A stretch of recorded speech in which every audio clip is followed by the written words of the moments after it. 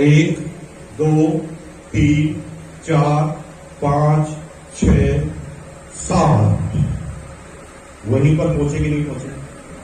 क्या दिमाग लगाया हमने? जब रेस्पॉन्सिबिलिटी लेते हो तो आपकी अपलाइनों का फोकस आपकी तरफ क्यों होता है? क्योंकि आपकी अपलाइन इन्हीं बातों को चेक कर रही है, इन्हीं लोगों को ढूंढ रही है जो जिम्मेदारी लेने के लिए तैयार है। क्योंकि हर आदमी अपना साम्राज्य उसको सौंपना चाहता है जो जिम्मेदारी लेने के लिए तैयार हो जाएगा। मेरा नाम मुकेश कोठारी है और मैं भीलवाड़ा से आया हूं। लगभग 2000 किलोमीटर दूर भीलवाड़ा यहां पर होगा। 1973 भीलवाड़ा राजस्थान में मेरा जन्म हुआ। 1973 में अपनी इंटर एजुकेशन भीलवाड़ा राजस्थान में ली। I am simply BCom. मेरे से ज्यादा कोई पढ़ा लिखा आदमी यहाँ पर है तो मैं उसकी बुद्धिमत्ता को, उनकी डिग्रियों को प्रणाम करता हूं और जिंदगी भर ये कोशिश करूंगा कि मैं आपसे सीखता रहूं। राइट। 1973 के बाद, जन्म के बाद, इंटर एजुकेशन करने के बाद एक प्राइवेट नौकरी से मैंने अपना इकोनॉमिकल करियर चालू किया। 750 रुपए की नौकरी से 750 रुपए की नौकरी मुझे बीकॉम करते ही क्यों करनी पड़ी? क्योंकि मेरे पिताजी करोड़पति थे। यस, मैं अभी ये पता कर रहा हूं कि कोई सत्यनारायण की कथा में तो नहीं आया कि हर चीज में स्वाहा। भाई सोच समझ के जो बोले ना उसको बड़ा सोच समझ के आपको जवाब देना है। तो परिवार का इकोनॉमिकल बैकग्राउंड अच्छा नहीं था। 6 भाई बहनों का परिवार था। फैमिली में सबसे छोटा मैं था। मेरे माँ बाप का सपना था कि किसी तरह मैं अंतिम वाला भी पढ़ लिख जाऊं, क्योंकि मेरे पिताजी डिफेंस सर्विसेज में थे। फिटनेस साथ नहीं देती थी। वक्त से पहले उनको कंपलसरी रिटायरमेंट लेना पड़ा और जब पिताजी का रिटायरमेंट हुआ 250 रुपए पेंशन आया करती थी, 250 रुपए मकान का किराया आया करता था। थोड़ा बड़ा मकान था। टोटल 500 रुपए इनकम थी। 6 भाई बहन स्कूल कॉलेज में पढ़ा करते थे। महंगाई तो ज्यादा नहीं थी लेकिन 500 रुपए ज्यादा भी नहीं थी। तो उनका सपना था कि किसी तरह ये सबसे लास्ट वाला मुकेश कोठारी पढ़ लिख जाए और इसलिए वो मुझे पढ़ाई छोड़ने नहीं देना चाहते थे। मेरी पढ़ाई में बिल्कुल रुचि नहीं हुआ करती थी। मैं चाहता था कि मैं 10th के बाद बिल्कुल पढ़ू ही नहीं, लेकिन मेरे पिताजी की जिद थी कि नहीं, ये डिग्री तो तुझे लेनी है कॉन्फिडेंस के लिए, तेरे को जो करना है वो कर, लेकिन डिग्री तुझे लेनी ही। और उन्होंने मुझे बीकॉम की डिग्री करवा दी। भैया बीकॉम तक हमने पास कर ली, लेकिन मुझे याद नहीं है कि 10th के बाद मैंने कभी 15 दिन पहले भी क्लास में पढ़ना चालू किया। पढ़ाई में रुचि नहीं थी, पैसे कमाने में बहुत रुचि। फिर भी पास हो गए क्योंकि हमारे अंदर एक क्वालिटी थी और उसी क्वालिटी की वजह से इस बिजनेस के अचीवर बने, जिसे कहते हैं कॉपी करना। बीकॉम तक हुए पास। 3-4 दिन पहले पढ़ते थे एग्जाम के पहले। झूठ बोल रहा हूं, पढ़ते नहीं थे, नोट्स बनाते थे, छुपा कर ले जाए, है ना, और कैसे भी करके पास हो जाए। कॉपी करने में माहिर थे, बहुत खिलाड़ी थे। जिस आदमी की हमने कॉपी की ना, मैथमेटिक्स में उनके 95% नंबर आए और हमारे 97।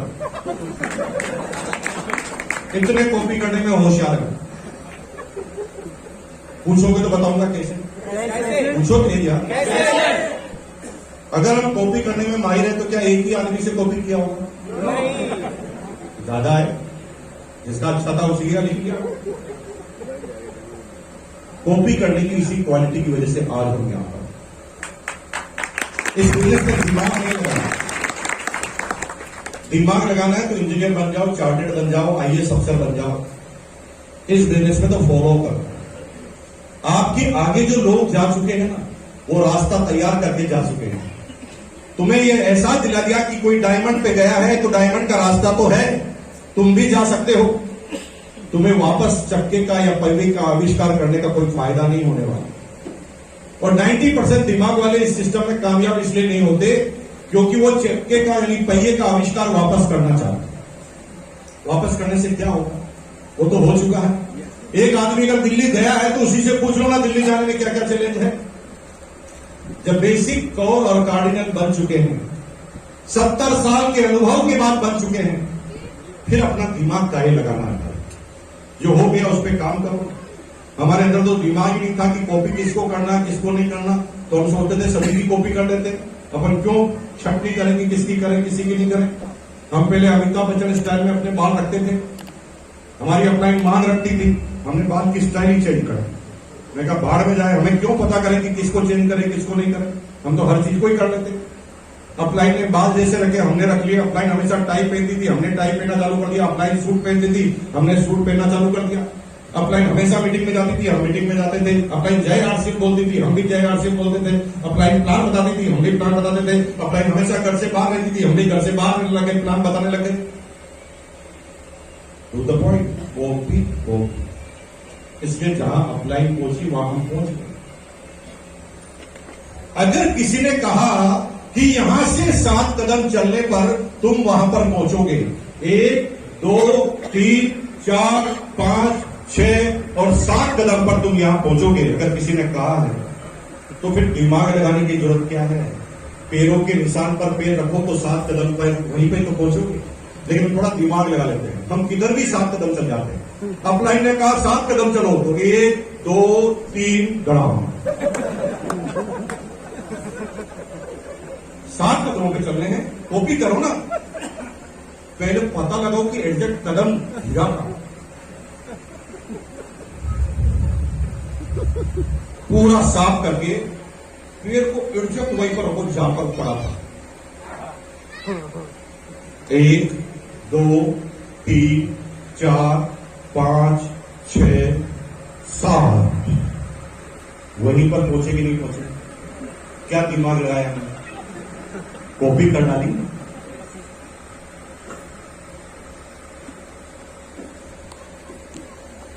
₹750 की नौकरी चालू की थी मैंने पहले एज ए मार्केटिंग असिस्टेंट के लिए,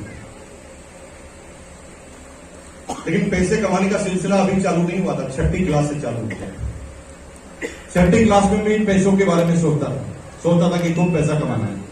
6ठी क्लास में जब बच्चे क्रिकेट और गिल्ली डंडा खेलते थे ना, उस समय मैंने पतंग की दुकान लगाई, काइट की।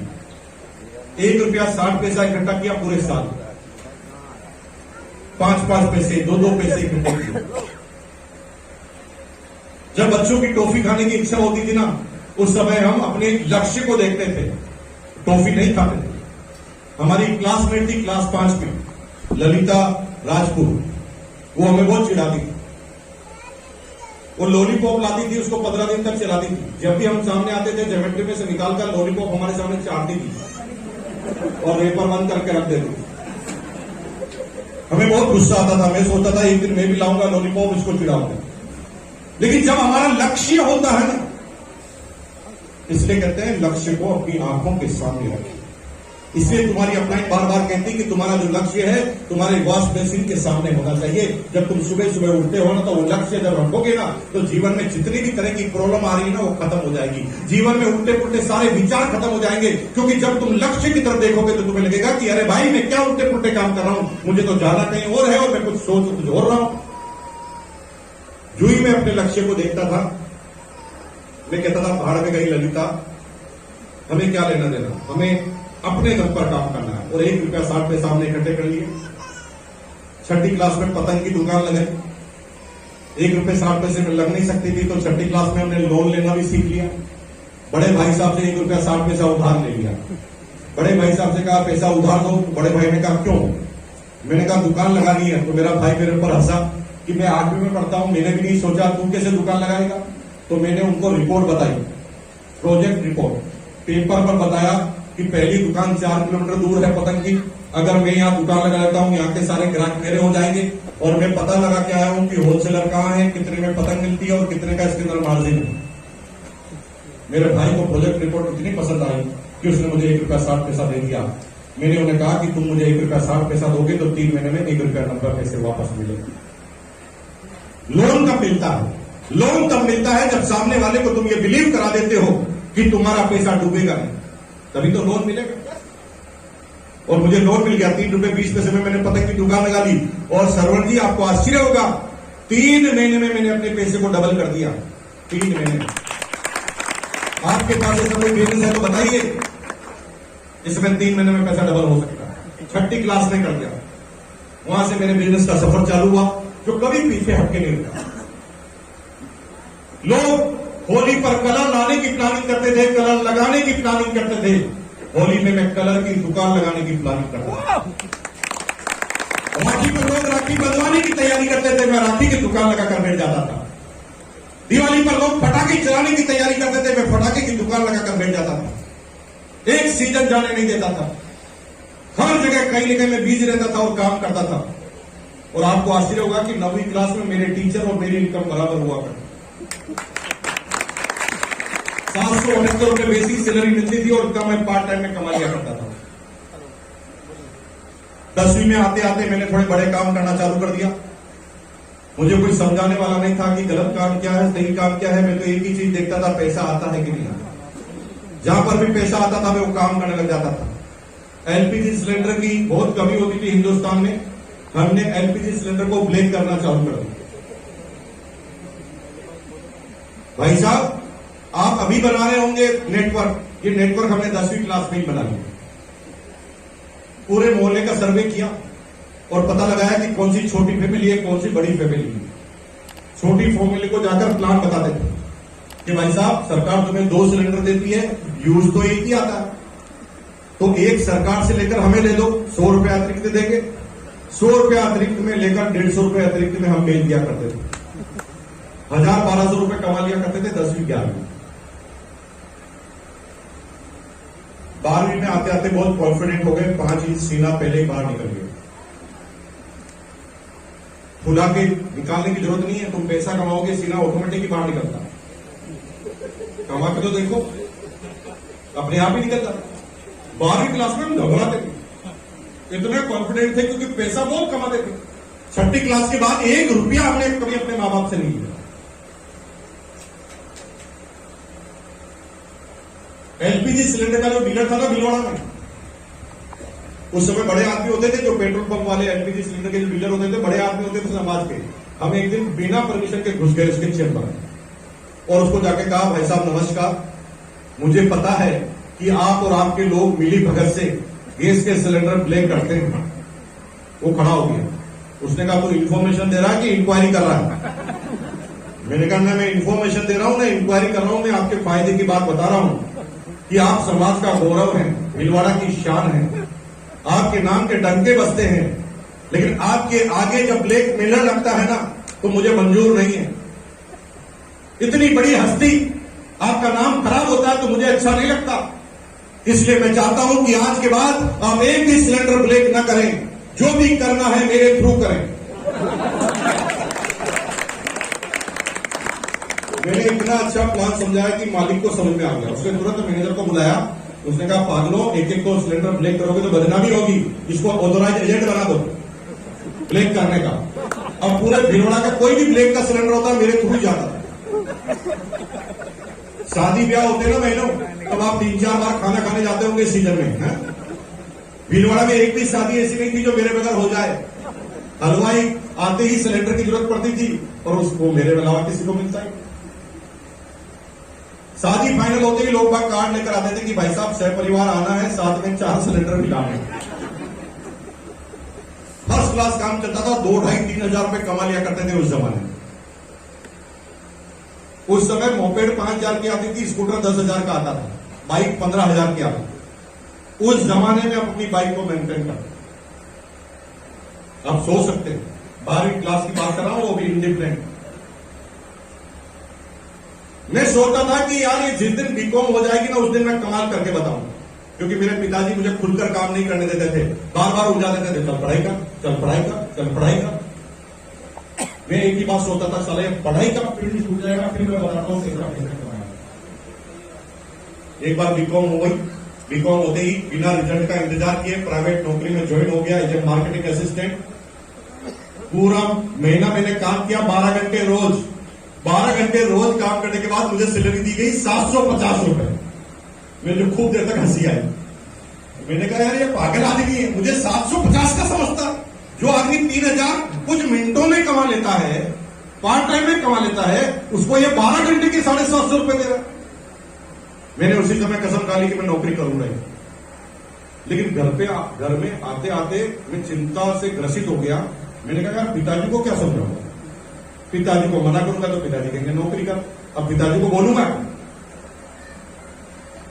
तो मैं रात भर जगा रहा, मैं आइडिया सोचने लगा और मुझे एक भी आइडिया नहीं मिला। मेरी आंखें लाल हो गई भाई साहब, आंसू टपकने लगे। सुबह 5 बजे नींद आई। लेट उठा तो मां को चिंता हुई। मां मेरे रूम में आई, पीछे पीछे पिताजी गया। मां ने मेरी आंखों को देखकर कहा क्या प्रॉब्लम है भाई, अभी तो हम जिंदा है ना। मेरी मां ने क्या बोला, अभी तो मैं तो जिंदा हूं ना। ये मेरी माँ थोड़ी थी, सभी की माँ ऐसी होती, सबकी एक मुझे सबकी माँ ऐसी थी। तू क्यों चिंता करा, अभी तो मैं जिंदा हूं।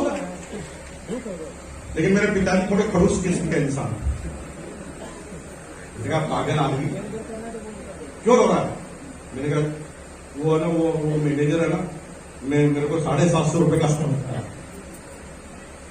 मेरी माँ को मैंने कहा मैं 750 को लगता हूँ माँ, तो माँ ने कहा नहीं तू तो करोड़ों का है। सभी की माँ ऐसी होती है, मेरी अकेले की माँ थोड़ी ऐसी, तू तो करोड़ों का है।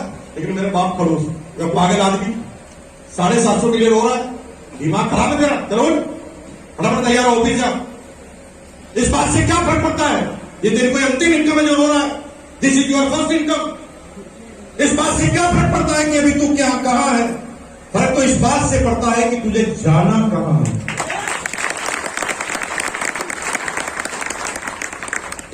मुझे दोबारा फिर भेज दिया ऑफिस। अब ये कंफर्म हो गया कि ऑफिस तो जाना ही पड़ेगा चाहे कुछ भी करे। तो मैंने भी सोचा कि चलो जाना ही पड़ेगा, तो काम करने लगा। ढंग से काम करने का तरीका आम आदमी से बिल्कुल अलग था, हटकर था।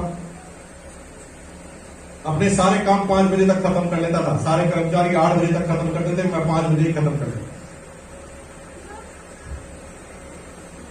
जब हमारा काम थोड़ा जल्दी खत्म हो जाता तो हम क्या करते हैं, चाय पीते हैं, ठेले पे जाते हैं, व्हाट्सएप देखते हैं, इंस्टाग्राम फेसबुक देखते हैं, दोस्तों के साथ बात करते हैं, एक फिल्म देखते हैं, यही तो करते हैं। लेकिन मैं समझता काम खत्म होते ही मैं बॉस के चैम्बर में जाता। बॉस कहता था क्यों आया, मैंने कहा साहब काम खत्म। बॉस कहता इतना जल्दी, मैंने कहा यस। तो बॉस कहता चल ये फाइलें जमा दे, इसको यहां रख दे, उसको वहां रख दे, वो मुझे काम बता दे। असल में हम इसलिए गए थे चैम्बर में, हम ये जानना चाहते थे कि मेरा बॉस ऐसा क्या करता है कि मेरा बॉस है। मेरा बॉस ऐसा क्या करता है जिसका हम पता लगाने गए थे, जिसकी वजह से वो मेरा बॉस था। अब बॉस जब भी हाथ में कैलकुलेटर लेता, हम काम को रोक के गर्दन को निकाल कर कैलकुलेटर की तरफ देखते थे कि ये टाइप क्या है। वो जो ही मल्टीपल करता था, हम एक एक फिगर को नोट करते थे। वो जब भी एंट्री करता था, हम एक एक फिगर को नोट करते थे। और 5 दिन में हम ये समझ गए कि ये करता क्या। 5 दिन बाद हम उसके पास जाते और कहते सर आप इतने बड़े आदमी, इतने बुद्धिजीवी आदमी, इतने दिमाग वाले आदमी, क्या छोटे मोटे काम करते हो, ये काम तो मैं भी कर सकता हूं। तो बॉस कहता था दिमाग खराब है, बहुत बड़ा काम है, कंपनी टिकी हुई है इस पे।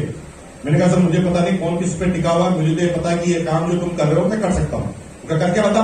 मैं 4-5 एंट्री करता था, वो बॉस एकदम कॉन्फिडेंट हो जाता था। अब बॉस घूमने चले जाता था, मुझे उसका काम बताकर चला जाता था और मैं बॉस का काम करने लगा। धीरे धीरे एक एक काम को टुकुर टुकुर टुकुर टुकुर टुकुर टुकुर 3 महीने में बॉस को ही फ्री कर देता था। बॉस के सारे काम में सिवाय हाजिरी पर साइन करने को छोड़, बॉस आता था, अटेंडेंस पे साइन करता था, घूमने चला जाता था और बॉस के सारे काम में कर देता था। काम इतने परफेक्ट होते थे कि बॉस का इंक्रीमेंट पहले से भी ज्यादा लगता और काम कुछ करना ही नहीं पड़ता।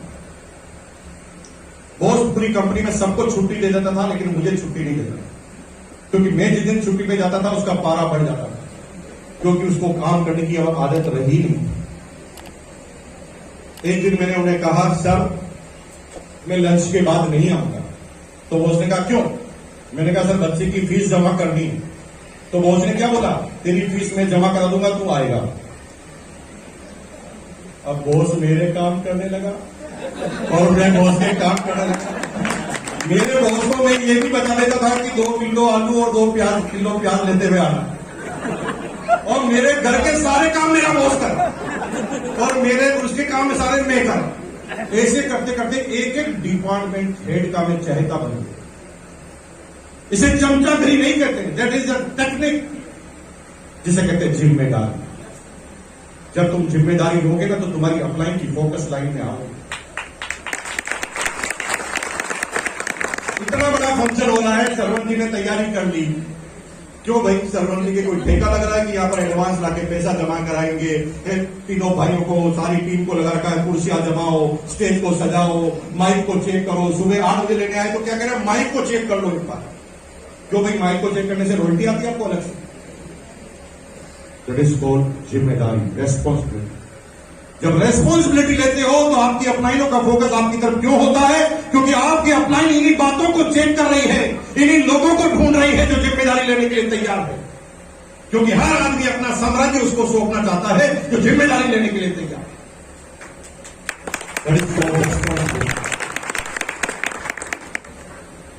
3.5 साल तक मेरी कंपनी का मालिक मेरा नाम नहीं जानता, 3.5 साल तक, जबकि सारे डिपार्टमेंट का काम मैं करता। एक दिन मैं 15 दिन की छुट्टी लेकर चला गया, बिना इंफॉर्मेशन दिए, कागज पे लिखा 15 दिन की छुट्टी, गायब। पूरी कंपनी हिल गई। उसी दौरान कंपनी का मालिक आ गया ऑफिस में। कंपनी के मालिक ने सब मैनेजर को बुलाया और कहा रिपोर्ट दो। सारे मैनेजर ने कहा रिपोर्ट नहीं मिलेगी क्योंकि मुकेश कोठारी छुट्टी पर है। उसने कहा ये मुकेश कोठारी कौन सी बना है, लेकर आओ। वो कहते वो छुट्टी पर है। नहीं, घर से लेकर आओ। 4 मुस्टंडे भेज दिए मेरे घर पर और 4 आदमी मुझे कहते हैं चलो बॉस ने बुलाया है। मैंने कहा मैं नहीं चलूंगा, मैं छुट्टी पे हूं। वो कहते नहीं, कोई ऑप्शन थोड़ी दे रहे हैं, बोल रहे हैं चल रहे हो या उठाकर ले चले। तो मुझे गाड़ी में बिठाया और ऑफिस ले गए। सामने ही बॉस बैठा था। गेट में घुसते ही बॉस मुझे कहता तू मुकेश कोठारी है? मैंने कहा सर नहीं मुकेश कोठारी हूं। क्यों नहीं आ रहा? मैंने कहा सर वो सैलरी परवड़ती नहीं, 3,500 ही मिलते हैं। अच्छा, सैलरी की वजह से? मैंने कहा यस सर। चल कोई बात नहीं, कल आ जाना, 4,000 देंगे। मैंने कहा 4 नहीं 7। 2 बार 100% इंक्रीमेंट लेने वाला मुकेश कोठारी इकलौता आदमी था पूरी कंपनी। 2 बार 100% इंक्रीमेंट, क्योंकि वो जिम्मेदारी लेने के लिए तैयार। 14,000 की सैलरी थी मेरी, 13-14,000 के बीच में समथिंग सैलरी हुआ करती थी। सब कुछ ठीक चलता था। स्कूटर मेंटेन करता था मैं, LML वेस्पा 150 NB। कंपनी इधर उधर जाने के लिए कार प्रोवाइड करा दी थी और हमारे पास स्कूटर हुआ करता था। उस स्कूटर का अभी हम एक मंदिर बना रहे हैं। अभी भीलवाड़ा में एक मकान बन रहा हमारा 25 करोड़ रुपए का। कितने का? कितने का? बोलो कितने का? 25 करोड़। 40,000 स्क्वायर फीट में भीलवाड़ा के बीच में जिस जगह पर पूरी कॉलोनी बनाई जा सकती है, वहां पर हम केवल अपना बंगलो बना रहे हैं, वहां पर एक मंदिर बना रहे हैं, स्कूटर महाराज। जब आप भीलवाड़ा आएंगे ना तो जैसे आरसिंह वार्ड विजिट करेंगे, स्कूटर महाराज के भी दर्शन करके आ रहे हैं। ये स्कूटर के पीछे की क्या कहानी है, कभी ट्रेनिंग में मिलेंगे तो बात करेंगे। वो स्कूटर अगर हमारे जीवन में नहीं होता तो शायद हम इस बिजनेस में ही नहीं। वो स्कूटर ही हमारा सही से बड़ा रोल मॉडल था जिसने हमें इस बिजनेस में इस मुकाम तक पहुंचाया। वो स्कूटर को हम दिखाते नहीं थे, चलाते थे। तुम्हारी कार को तुम दिखाने के लिए लाते हो, इसलिए आगे नहीं बढ़ते हो। तुम्हारी कार दिखाने के लिए नहीं है, वो चलाने के लिए है। अगर 80,000 किलोमीटर से कम चल रही है आपकी कार तो सोच लीजिए कि आपका नेटवर्क बड़ा नहीं होने वाला। इतनी दौड़ा दो, दिन रात दौड़ा दो, एक जगह पर पहुंच जाओ जहां पर भी तुम्हारी टीम का एक बीच भी क्यों ना लगा हुआ हो। फिर देखो तुम्हारा बिजनेस कैसे नहीं बढ़ता। हम तो खर्चे और बैलेंस शीट बनाते हैं पहले दिन। कितनी जगह जाऊंगा तो इतना नेटवर्क बढ़ जाएगा। अरे भाई, जब हम पहली बार हैदराबाद गए थे, पहली बार इंदौर गए थे ना, तो एक आदमी जुड़ा नहीं था। एक ने कहा था मैं जुड़ सकता हूं। तो हम संभावनाओं पर चले। बैलेंस शीट एक दिन में नहीं लगाएगा। जियो अगर पहले दिन बैलेंस शीट बनाता था तो उसने तो फ्री में कनेक्शन दिए, लेकिन उसने आज पूरे हिंदुस्तान का सबसे बड़ा नेटवर्क कायम कर लिया मोबाइल का, क्योंकि पहले दिन वो बैलेंस शीट नहीं बनाता। तुम शुरुआती दौर में शुरुआती अपनी रिस्क की कैपेसिटी के हिसाब से रिस्क ले लो। तुम्हारी कैपेसिटी कम है, कम लो। ज्यादा कैपेसिटी ज्यादा लो। लेकिन आप टेक्निकली अचीवर हैं और आप पेट्रोल की रिस्क नहीं ले पा रहे। ये तो अपने आप में शर्म का। ये जो बाइक है ना, रॉयल्टी पे पहुंचने के बाद आप चला रहे हैं, ये रॉयल्टी पे बाइक दिखाओगे तो बाइक मिल जाएगी। दिखाओ मत, बाइक को चलाओ। दौड़ो, भागो, एक एक एरिया में जाकर कवर करो उन लोगों को जिनको तुमने सपने दिखाए। फिर कैसे नहीं बिजनेस बढ़ता? ऐड संभव है, संभव है। भाव हो गया, स्कूटर पे बात चल रही थी। तो 25 करोड़ रुपए का मकान बना, जिसको देखने का मौका मिलेगा। 3 महीने में कंप्लीट हो जाएगा। कंप्लीट तो हो जाना चाहिए अब तक, लेकिन हम लोग फ्री नहीं लेते। इस वजह से क्या होता है कि डिसीजन लेने में देरी हो जाती है, किसी चीज को फाइनल करने में देरी हो जाती है। लेकिन आप 3-4 महीने बाद आप आएंगे तो ऑफर में 2 रूम बनाए, only for reserve for deluxe, 5 star deluxe. World में कोई ऐसी होटल नहीं है जिसके अंदर जो फैसिलिटी हो और उस रूम के अंदर ना हो। और वो फिर से बनाने किसके लिए? Only for core leader. Core leader अगर भीलवाड़ा में आ गया बिना फंक्शन के तो हमारे साथ ही रुकेगा, दूसरी जगह रुकेंगे तो 15,000 का फाइन।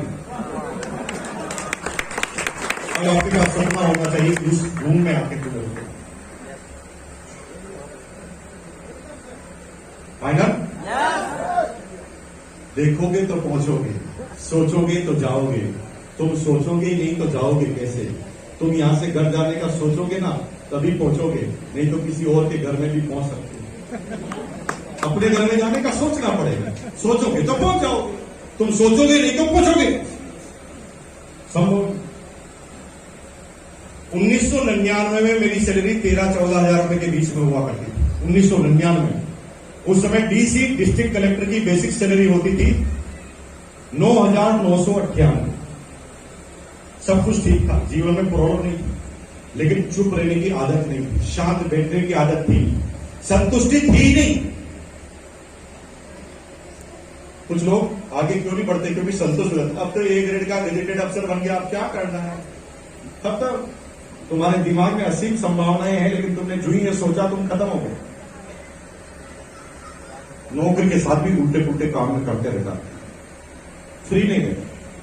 मेरे जितने भी स्टाफ थे, जितने भी दोस्त थे ना मार्केटिंग वाले, अपना काम खत्म करके ट्यूर पर जाते थे ना, तो अपना काम खत्म करके रात को 8 बजे पार्टी करते थे ढक्कन खोलकर। हम पार्टी नहीं करते थे, 100 रुपए इन्वेस्ट करते थे। ऑटो वालों को पकड़ते थे, 100 रुपए लेते थे, कहता घुमा, वो कहता कहां? मुझे पता नहीं कहां, तू घुमा। तो उसके पीछे बैठ जाते थे, फिर बातें करते थे उससे। तेरा नाम क्या है? तू कितना पढ़ा लिखा है? तू रिक्शा क्यों चलाता है? तू रिक्शा ही क्यों चलाता है? तू इस गांव में क्यों आया? तू इसी गांव में क्यों आया?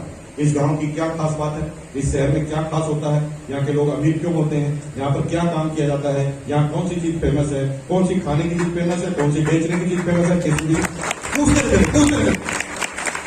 थोड़ी देर बाद वो हमारा दोस्त बन जाता है, यार यार कहने लग जाता है। फिर हम गले में हाथ डालकर घूमते इधर उधर, और फिर वो हमें कहता, भाई साहब एक बात बताओ। मैंने कहा बताओ। हमारे यहाँ एक इम्पोर्टेड मार्केट है जिसका नाम है मनीष मार्केट, कलकत्ता में है ना। इम्पोर्टेड मार्केट है मनीष मार्केट, वहां पर इम्पोर्टेड आइटम आते हैं, ले चलो। मैंने कहा चल। वो मनीष मार्केट में ले जाता, वहां पर सारे लोग वो आते जिनको कुछ खरीदना होता। मैं अकेला ऐसा ग्राहक था जिसको पता ही नहीं था कि खरीदना क्या। मैं मार्केट में घूमता, एक एक चीज को बारीकी से देखता, पता लगाता कि कौन सी चीज मेरे भीलवाड़ा में नहीं मिलती। जो चीज मेरे भीलवाड़ा में नहीं मिलती मैं उसको यहां से उठाकर ले जाऊंगा और भीलवाड़ा में जाके बेच दूंगा। पूरे दिन पर सोचता था, बेच दूंगा, इसको बेच दूंगा, उसको बेच दूंगा, यहां से ले जाकर वहां बेच दूंगा, बेच दूंगा, बेच दूंगा, बेच दूंगा। दिमाग में एक ही बात थी। कभी सीडी प्लेयर भेज देता था, जो सोनी के 20,000 के आते थे ना, चाइना के 4,000 के आते थे। 4,000 के सीडी प्लेयर लाकर 5-5 हजार में भीलवाड़ा में भेज देता था। कभी हैंडी हिट टी शर्ट 200 रुपए की उठाकर 300 रुपए में भेज देता था, और मेरी दुकान भीलवाड़ा में हिट हो गई। हिट, और दुकान थी ही नहीं, फिर भी हिट। उस दुकान में क्या मिलने वाला था किसी को पता ही नहीं था, फिर भी हिट। क्योंकि सबको यह पता था कि मुकेश कोठारी अगर बाहर गया ना तो ऐसी ही चीज लेकर आएगा जो भीलवाड़ा में मिलती नहीं। तो मेरे एक्सक्लूसिव कस्टमर थे, पैसे वाले कस्टमर हुआ करते थे, उनको पता है कि बाहर जाएगा तो कुछ नया ही लेकर आएगा। तो लोग मेरे से घर पर आकर पूछते थे, आप ऊपर कब जाओगे, वापस कब आओगे? और भाई साहब मेरे सामान लाते ही बिक जाते थे, मेरे ग्राहक ही एकदम फिक्स हुआ। 13-14 हजार सैलरी, 13-14 हजार एक्स्ट्रा कमा लेता था। मेरे बॉस की सैलरी थी 17,000, उस समय मैं 26,000 रुपए पर मंथ कमाया। जीवन में प्रॉब्लम नहीं थी, काम चल रहा था, ढूंढता था, रोज नई अपॉर्चुनिटी ढूंढता रहता था, आंखें खुली रखता था, मना नहीं करता था। कोई भी कहता ये समझाऊंगा, मैंने कहा ठीक है समझूंगा ना सर, क्योंकि मुझे पता है करना ना करना मेरे हाथ में है, लेकिन समझने में कोई बुराई नहीं हो सकती। समझने में ये तो पता चल जाएगा कि इसे करना है कि नहीं करना, समझने में ये तो पता चल जाएगा कि क्या अच्छा है और क्या बुरा। समझना क्यों नहीं, समझना तो है। एक दिन एक घटना घटी, शनिवार का दिन था, रात को 8 बजे का समय। मैं सैटरडे के दिन बड़ा ही खुश था, क्योंकि कल संडे था, अगले दिन का राजा मैं था, कोई मेरे ऊपर बॉस नहीं था। गाना गाते गाते स्कूटर की तरफ बढ़ रहा था, तभी पीछे से आवाज आई, मुकेश। मैंने पीछे घूमकर देखा तो मेरा बॉस हफ्ते हफ्ते मेरे पास आ रहा था। मैं एकदम स्टेच्यू की तरफ खड़ा हो गया। क्यों खड़ा हो गया? क्योंकि मन में डर लग रहा था, क्योंकि बॉस मेरे नजदीक जब जब भी आता था संडे खराब करने की प्लानिंग लेकर आता। वो मेरे पास आया, उसने हाथ पे कहा, मुकेश तेरी हेल्प चाहिए। मैंने कहा सर कौन सी हेल्प चाहिए? ए भाई मुझे पहली बार पता चला जो तू करता है वो सही करता है। मैंने कहा सर मैं क्या करता हूं, मैं तो नौकरी करता हूं। क्यों? तो साइड में बिजनेस नहीं करता? मुझे पता है। मेरा मुंह खुला का खुला रह गया कि इसको कैसे पता चला कि मैं बिजनेस करता हूं साइड में। लेकिन खुशी की बात यह थी कि उसे पहले ही पता है। और सुन, तू जो करता है मुझे पता चल गया कि अब मुझे भी करना पड़ेगा। मैं और खुश हो गया। मैंने कहा अब छुप छुप के बिजनेस नहीं करना पड़ेगा, बॉस भी करेगा, मैं भी करूंगा, तो टेंशन नहीं खत्म। ए भाई तेरी तरह मैं भी साइड में कुछ करना चाहता हूं, ये सैलरी परवड़ती है। मैंने कहा सर करना चाहिए, बिल्कुल वेरी गुड, बहुत अच्छा डिसीजन है आपका। लेकिन यार प्रॉब्लम यह है करूं क्या ये पता ही नहीं चल रहा। मेरे खानदान में कोई बिजनेसमैन था नहीं, दादाजी पिताजी, मैंने कभी बिजनेस किया ही नहीं। अब पिछले संडे मेरे दोस्त आए थे, वो मुझे पता नहीं क्या बिजनेस बता रहे थे, मुझे तो कुछ समझ में नहीं आया। मैंने तो उन्हें एक ही बात कह दी, मेरा दोस्त है मुकेश कोठारी, जिस दिन वो कह देगा कर ले मैं कर लूंगा। मैंने कहा sir very good, thank you, आप मेरे ऊपर इतना कॉन्फिडेंस रखते हैं। ए भाई हेल्प करना। मैंने कहा क्या? एक सुबह 10 बजे वो वापस आ रहे हैं मेरे घर पर, वो फिर बताएंगे, तू थोड़ा समझकर मेरी हेल्प कर देना, समझ ले और बता दे मुझे करना है कि नहीं। The type of invitation,